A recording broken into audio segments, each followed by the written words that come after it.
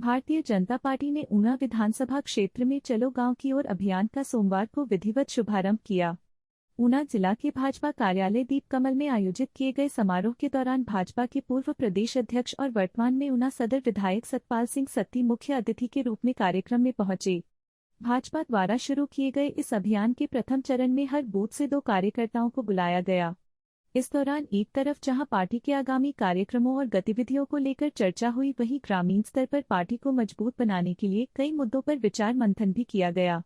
उन्होंने कहा कि चलो गांव की ओर अभियान के दौरान पार्टी कार्यालय में बुलाए गए कार्यकर्ता अपनी ग्रामीण क्षेत्र में बैठक करते हुए अन्य कार्यकर्ताओं के साथ तमाम गतिविधियों को लेकर रणनीति बनाएंगे।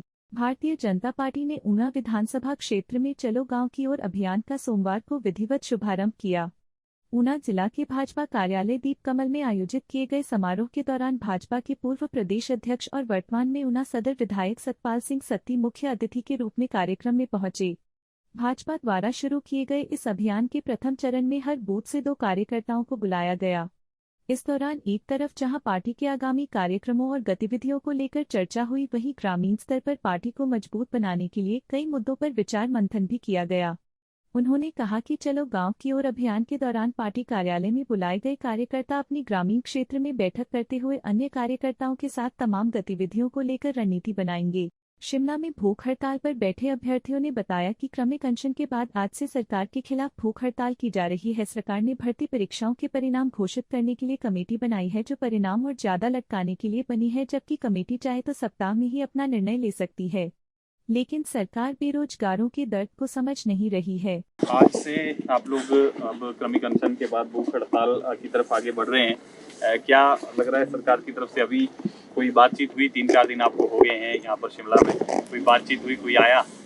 सरकार आज पहले हमारी क्रमिक अनशन थी, परंतु पिछले 4 दिन से बैठने के बावजूद भी सरकार हमारी कोई सुध नहीं ले रही है, जिसलिए आज से हमने भूख हड़ताल शुरू कर दी है। देखिए, पिछले 4 वर्षों से संघर्ष कर रहे हैं और उसके बाद इस प्रकार से सड़कों पर बैठना पड़ रहा है अपने रिजल्ट की मांग करने के लिए। इससे ज़्यादा दुर्भाग्य प्रदेश के लिए नहीं हो सकता। प्रदेश के बेरोजगार जहां प्रदेश की प्रगति में साथ देना चाहते हैं, वहीं प्रदेश के बेरोजगार को आज आंदोलनरत होना पड़ रहा है। वो किस लिए? अपने अंतिम परिणामों के लिए।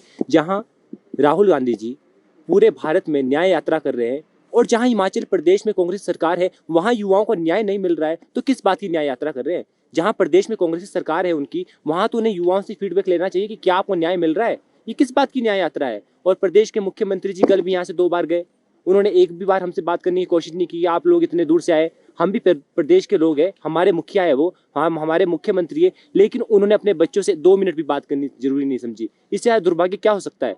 हम क्या मांग रहे हैं?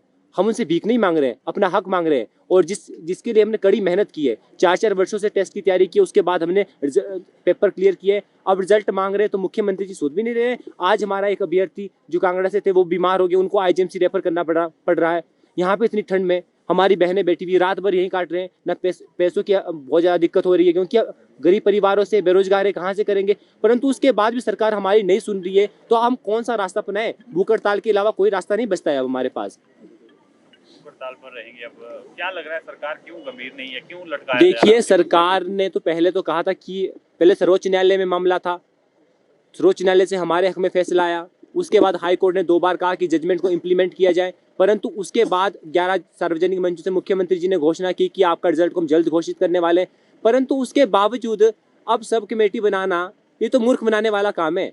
देखिए, जब आपने पहले की दिया था हम रिजल्ट देने वाले हैं, तो आपने पहले क्लियर नहीं किया था कि किस प्रकार से रिजल्ट देंगे। अब आप सब कमेटी बना रहे हैं, तो हम लोग बेवकूफ नहीं है, पढ़े लिखे लोग हैं। सब कमेटी ना यहाँ पे किसी को मंजूर नहीं है। 1.5 वर्षों बाद आपको याद आ रहा है कि सब कमेटी बनानी चाहिए थी। इससे पहले आप कहाँ थे?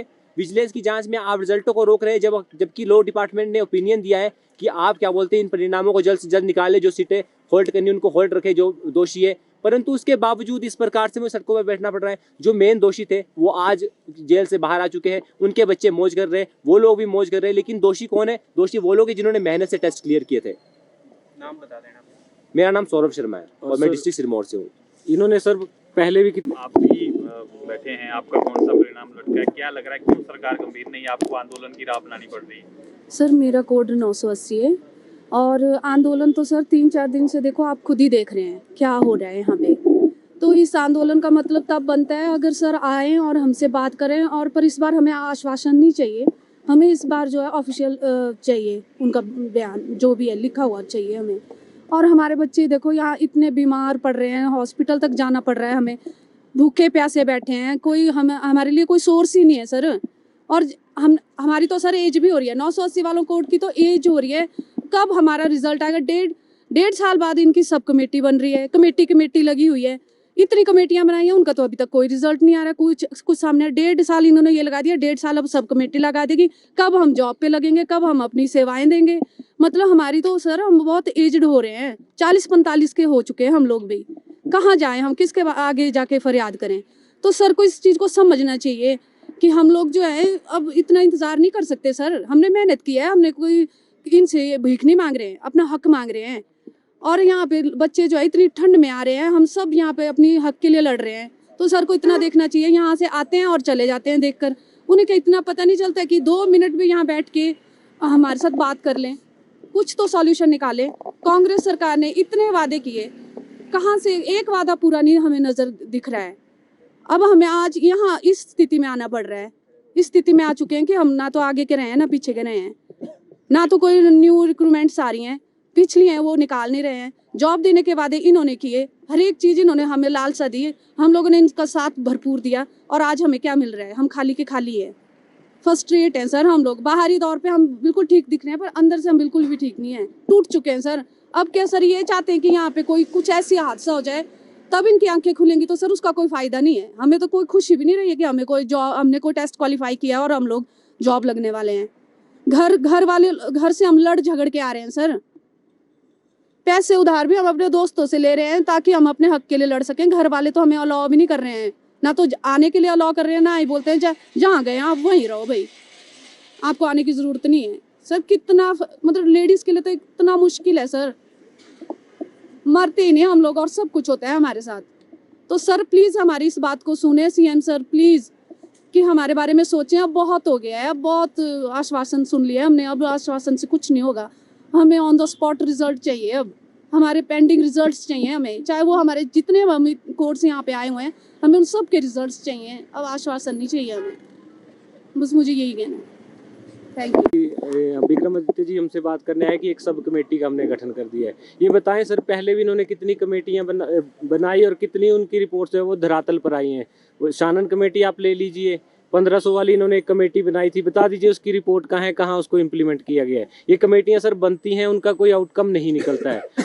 ये सर सरकार पता नहीं क्या इनकी मंशा है क्या नहीं। हम 3 दिन से बैठे हैं, कोई हमसे मिलने नहीं आया है, ठंड में है, न यहाँ लाइट का प्रबंध है, ना पानी का प्रबंध है, कहाँ हम जाएं ये खुद बताएं। इन्होंने हमें यहाँ शिफ्ट करा सेक्रेटरीट से, हम आ गए इनके बोलने पे कि हाँ यहाँ पे हम धरना दी। ना ये सर यहाँ पानी की व्यवस्था है, ना यहाँ लाइट की व्यवस्था है, ना यहाँ पे हमें बेडिंग है, क्योंकि बेडिंग में हम कोई टेंट वाला नहीं दे रहा है। वो सामने से बोल रहे हैं कि जब हमें सिक्योरिटी नहीं, हम आपको टेंट कैसे दे दें यहाँ पे, क्योंकि कल को आप भाग जाएं, आपको ऊपर लाठी चार्ज हो जाए, आप भाग जाए, हमारा रिकवरी कौन करेगा? इतनी सर विपत्त परिस्थितियों से मेरे ये साथी आए हैं जो साथ में हैं, कैसे कैसे हम यहाँ पहुँचे, हमारे पास ना यहाँ खाने के पैसे, हम कैसे कैसे खाना खा रहे हैं। इसलिए हमने अब सोचा है कि हम भूख हड़ताल का रास्ता अपनाएंगे जब तक सरकार जाग नहीं जाती है। जांच की बात लगातार करें कि जांच यहाँ पे हो रही है, सरकार कर रही है, तो आपको क्या लगता है कि टाइम बाउंड होना चाहिए था जांच का? अगर जांच कर भी रही है, आप किसी में बात करेंगे आप अपने? हाँ जी सर, हमने यही बोला कि आपने सब कमेटी बनाई है, सब कमेटी का डिसीजन 2 दिन में भी आ सकता है, 5 दिन में भी आ सकता है।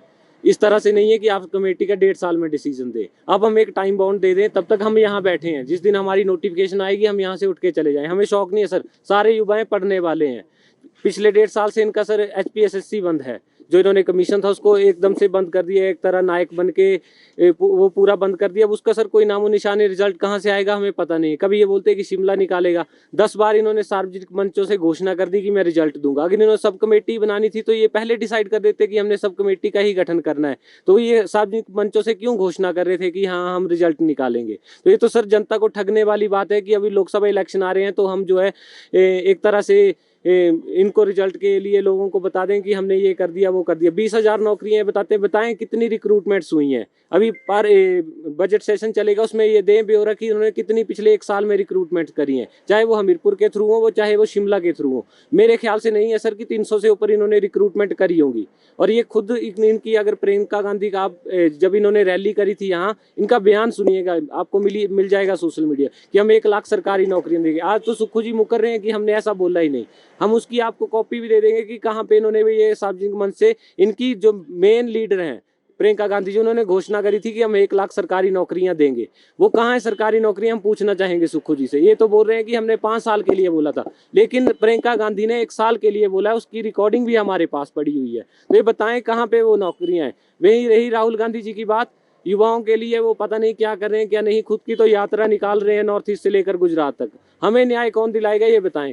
अब हमारे पास यही रास्ता है, 1 महीने तक हम यहाँ अनशन चलेंगे। जैसे ही आचार संहिता लागू होगी, हम यहाँ से अपनी न्याय यात्रा निकालेंगे कांग्रेस के खिलाफ दिल्ली तक। और उस न्याय यात्रा में युवा होंगे, कमीशन बंद है जो प्रिपेयर कर रहे हैं, जिनके पेंडिंग रिजल्ट है, वो सभी ज्वाइन कर रहे हैं हमें।